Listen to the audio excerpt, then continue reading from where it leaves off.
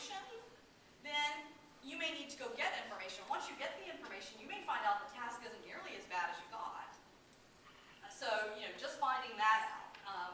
If it is a lack of clarity, again, where do you get the clarity? Do you get that from someone else, or is it something that you yourself need to define? What can you do about that? Perfectionism. Now, I tell people that I'm a recovering, okay, we'll say a slowly recovering perfectionist, but one of my phrases is, done is better than perfect. So, if I want it perfect, it could take me forever. If I want it done, that's going to be a shorter period of time. I have to figure out what that looks like to me. Some people will say, well, excellent is better than perfect.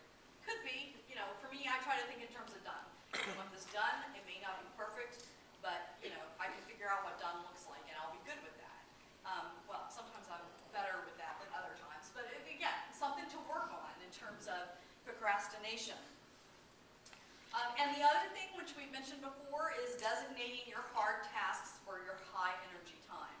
So here's what happens. For example, if you're a morning person, if you spend 3 hours on email, and then you spend a couple of hours on some lower priority task, by the time it's 2 o'clock in the afternoon and you're low energy, that is not the time to start a challenging task. So you've automatically given yourself a reason to A, procrastinate, and B, to be much less successful even if you start doing the task. So really think about what those high energy times are and try to put those tasks at those high energy times.